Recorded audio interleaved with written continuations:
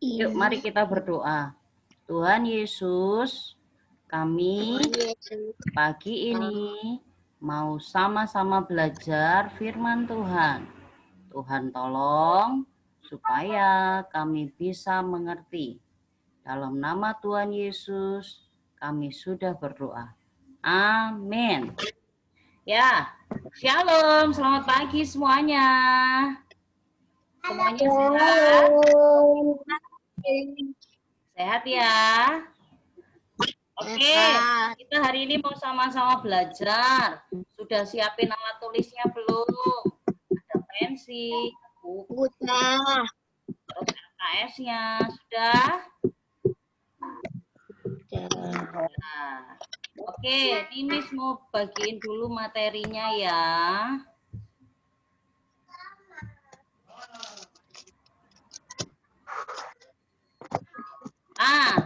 Friend. Oh, ini Dev udah join ya. Selamat pagi, Dev.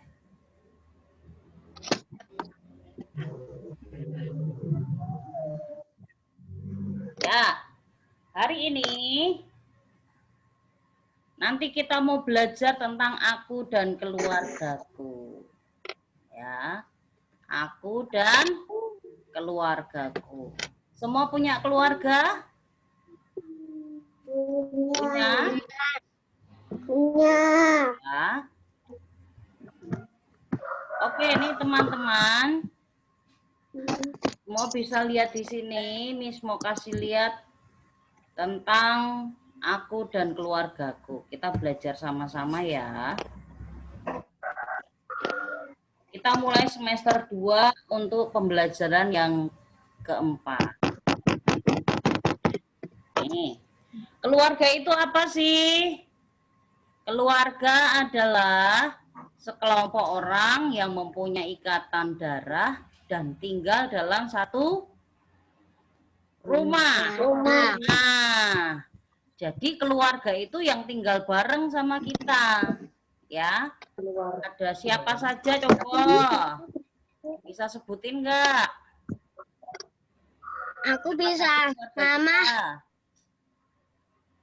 Mama, papa, adik, kakak.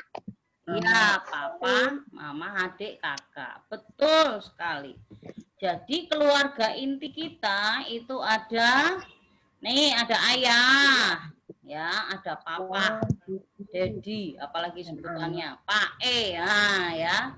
Terus ada ibu atau mama, mami, mama, mae, oh ya banyak sebutannya. Dan yang ketiga apa? Ada anak. Anak ini bisa kakak, bisa adik ya.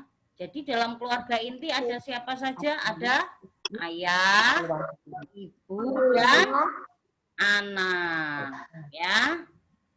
Nah, berikutnya nih. Kalau keluarga besar kita. Ayo. Coba sebutkan keluarga besarmu siapa saja. Kakek, betul. Siapa lagi? Nenek. Nenek. Papa, adik, kakak. Kakak sepupu. Oh iya, ada sepupu, ada paman, ada bibi. Wah, semua pinter ya. Hebat-hebat nih. Jadi ada kakek, ada nenek, kemudian mungkin ada ayah kita, ibu kita, paman, ada bibi, terus ada kamu, ya. Terus ada apa? Saudara-saudara sepupu kita. Nah, itu disebutnya keluarga besar. Nah, ini contoh pohon keluarganya. Bisa lihat ya. Ini pohon keluarga. Kira-kira nih, kalau Mi suruh buat pohon keluarga begitu, bisa nggak?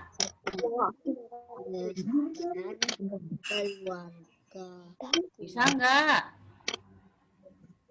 Bisa ya. Nanti kakek tinggal ditulis nama kakeknya. Oh nenek, neneknya siapa tinggal ditulis. Bisa kali ya. Nah ini pohon keluarga. Ada yang tahu nggak tugasnya ayah? Bekerja. Ya, betul. Nih, ada super dad. Ya, ini ayah yang super. Nih, tugasnya ngapain sih ayah yang super nih? Jadi kepala keluarga ya. Nah, tugasnya bertanggung jawab terhadap kelangsungan hidup keluarganya. Caranya gimana? Ya bekerja, memberi nafkah, mencukupi kebutuhan keluarga, tapi juga harus mendidik istri dan anak-anaknya ya. Nah, kalau tugasnya ibu ngapain? Bersih-bersih rumah. Merawat. Bersih-bersih rumah. Hah? Bersih-bersih rumah. Bersih-bersih rumah.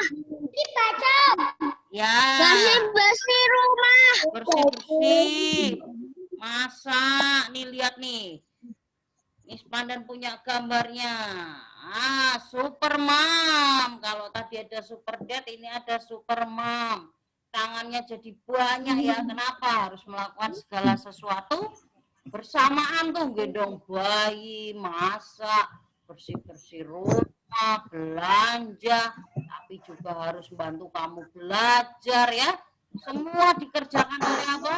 Mama, ibu. Kenapa? Tugasnya mengatur dan mengelola rumah tangga. Tuh contohnya, rawat suami dan anak, memasak, rumah, mengatur keuangan, ya.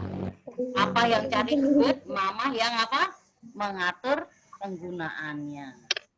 Kalau mama dan papa ini, ayah dan ibu digabung jadi apa? Orang tua. Jadi orang tua nih. Tugasnya orang tua ngapain tuh? Nah, ini ada orang tua ya. Tugasnya ngapain? Berkewajiban untuk merawat dan mendidik anak-anaknya dari kecil sampai dewasa. Artinya anaknya sudah bisa mandiri dan hidup sendiri. Nah, contohnya ngapain? Mengasihi, merawat, mengajar, mendidik, terus membantu waktu kesulitan, mencukupi kebutuhan. Itu tugasnya orang tua. Nah, menurut kamu anak-anak punya tugas enggak? Punya belajar. Punya enggak anak-anak tugas? Punya Punya. belajar. Tugasnya apa? Nih ada super kid. Tugasnya ngapain? Bantu orang tua. Bantu. Nih kewajibannya ngapain tuh? Menghormati dan mentaati orang tua. Orang tua. Membantu pekerjaan dalam keluarga. Contohnya belajar, merapikan kamar, membersihkan rumah, dan lain sebagainya.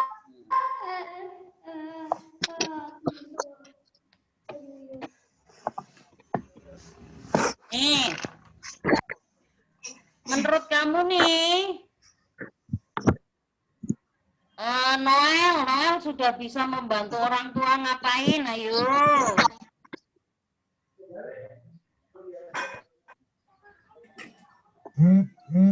Noel. Kamu bisa membantu orang tua. Noel biasa membantu ngapain? Sudah bisa merapikan tempat tidur belum? Ayah. Ya. Kalau Dev ngapain biasanya? Aku sering nyapu. Duluan aku nyapu. Buang sampah? Kamu nyapu. Oh, nyapu. Oke. Farel ngapain? Bersihin piring.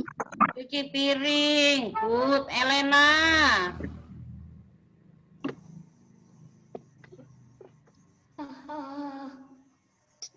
Elena?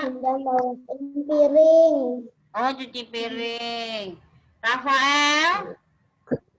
Bantuin ngerapiin tempat tidur. Lo merapikan tempat tidur. Oke, good ya. Jadi semua sudah mulai belajar untuk melaksanakan tugas sebagai anak. Berikutnya nih.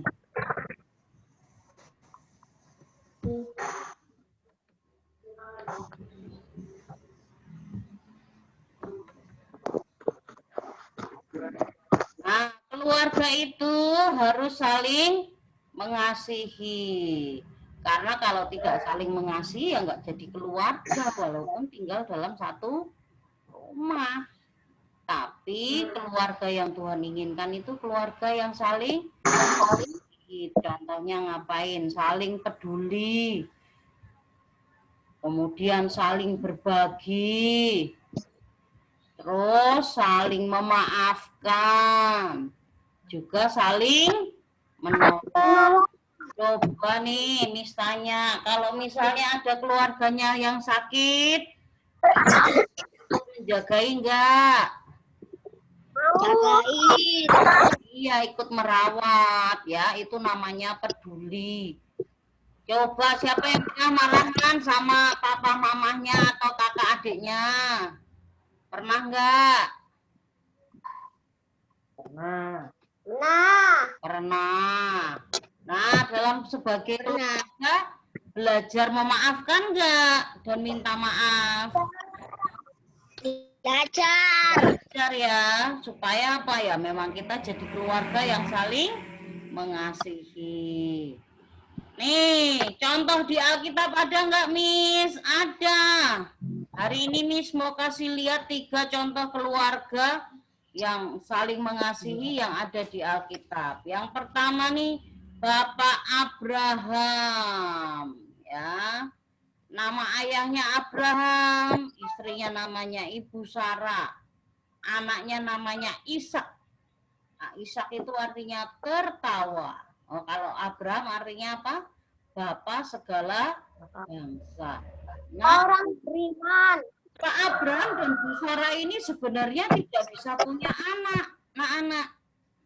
Nah, tapi kemudian ketika Abraham ini berdoa kepada Tuhan, minta anak, ketika usianya 75 tahun, dia dapat janji loh dari Tuhan.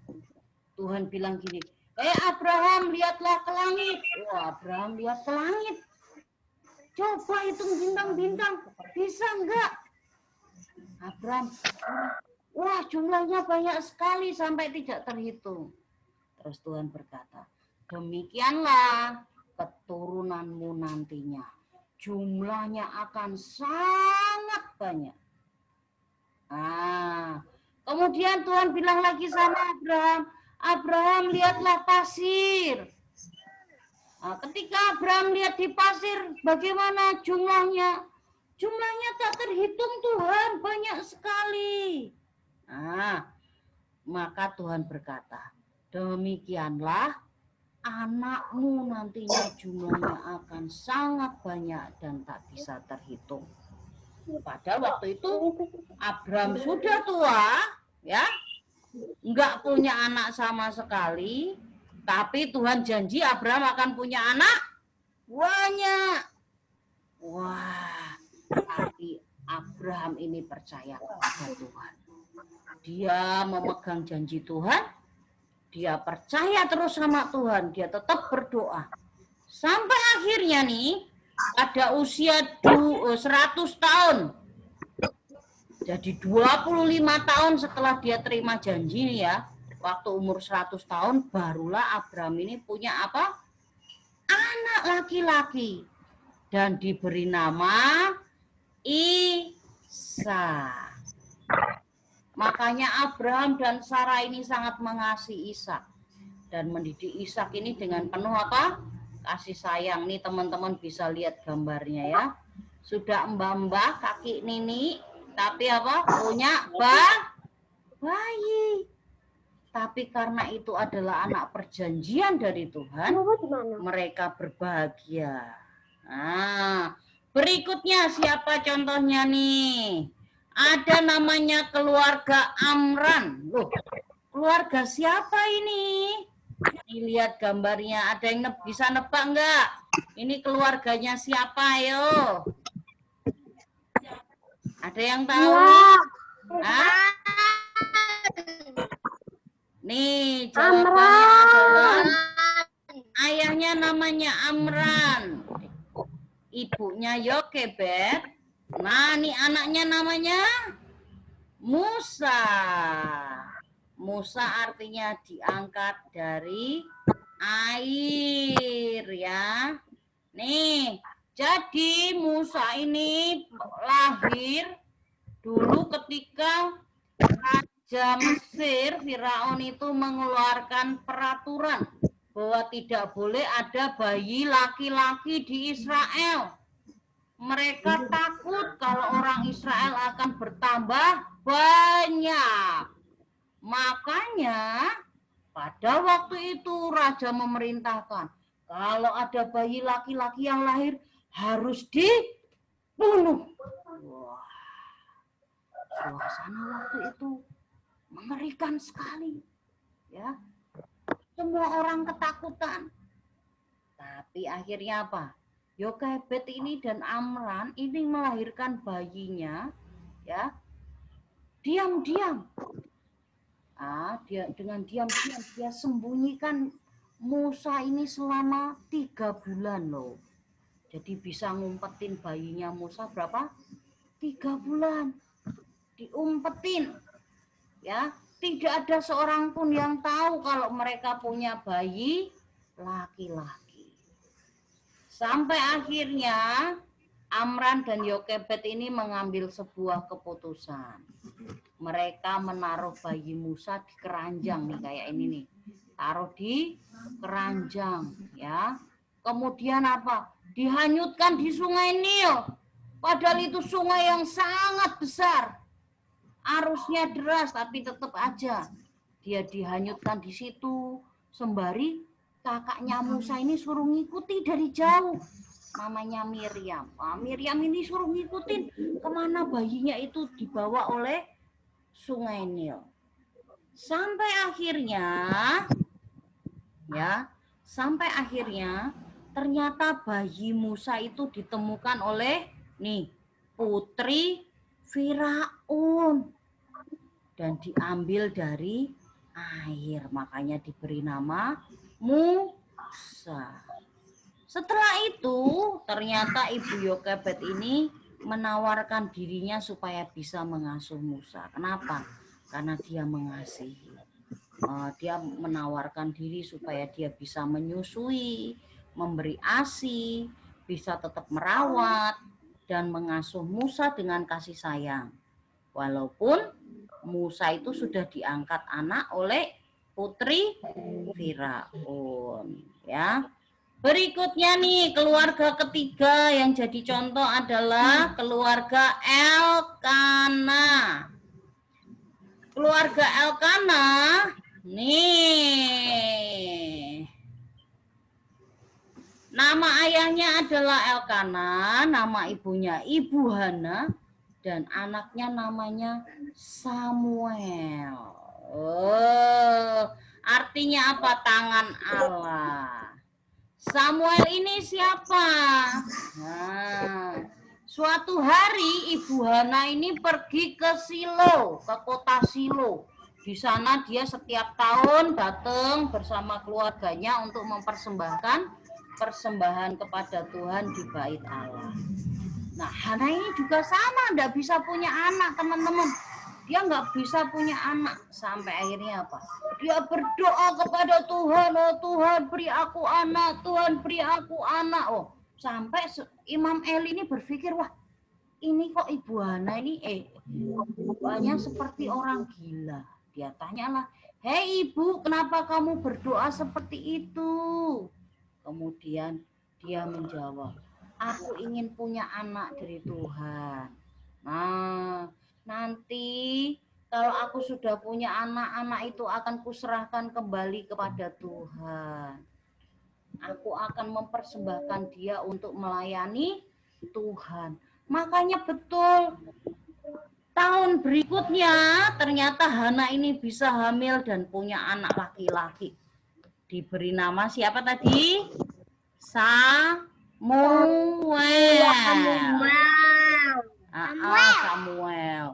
Nah, Samuel ini diasuh sama ibunya cuman sebentar sampai putus susu. Jadi dia ikut ibunya sampai waktu disapeh. Jadi ini masih anak-anak nih, masih balita ya. Nah, dia sudah diserahkan kepada siapa? Imam Eli. Nah, dia dikasih kepada Imam Eli. Imam Eli, tolong rawat anakku. Aku persembahkan dia untuk menjadi pelayan Tuhan. Maka sejak hari itu Imam Eli mengasuh Samuel ini untuk nantinya bisa menjadi imam di Bait Allah. Ya. Walaupun begitu, Ibu Hana ini tetap mengasihi anaknya, tetap mengasihi Samuel. Makanya dia setiap tahun tetap datang ke situ dan membuatkan baju untuk anaknya, termasuk baju efod. Baju efod itu baju yang khusus untuk imam, untuk pelayan Tuhan, ya. Nih, terakhir. Tuhan menghendaki agar setiap keluarga hidup rukun dan saling mengasihi. Orang tua mengasihi anaknya, anak mengasihi orang tua, saudara saling mengasihi. Nah, coba Miss tanya, siapa di sini mau saling mengasihi dalam keluarganya? Angkat tangannya boleh. Ya, good. Mau ya saling mengasihi ya dalam keluarga ya. Nih, tugas hari ini, perhatikan semuanya. Tugasnya ngapain ya? Kerjakan halaman 42. Yuk, kerjakan halaman 42. Cek dulu. Ya. Buku apa, Miss? Yang buku Jamrud. Jamrud halaman 42. Nah, yang ini nih. Yang ini ya. Nah. Oke, halaman 42 tentang menceritakan gambar dan siapa saja yang ada di rumah beserta tugasnya. Bisa? Nah. Ini tugasnya dikumpulkan dengan cara apa? Difoto dan kirim ke WA-nya Miss Pandan. Oke? Nomor WA-nya kemarin sudah disimpan ya. Itu. Jadi kerjakan halaman 42, terus nanti difoto dan dikirim ke Miss Pandan.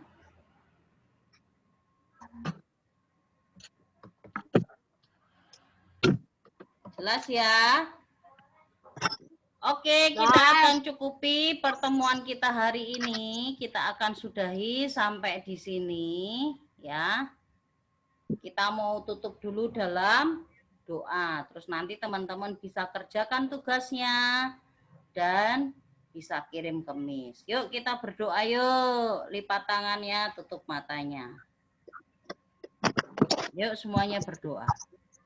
Tuhan Yesus, terima kasih untuk pembelajaran kami hari ini. Terima kasih karena Tuhan sudah menolong kami. Dalam nama Tuhan Yesus kami sudah berdoa.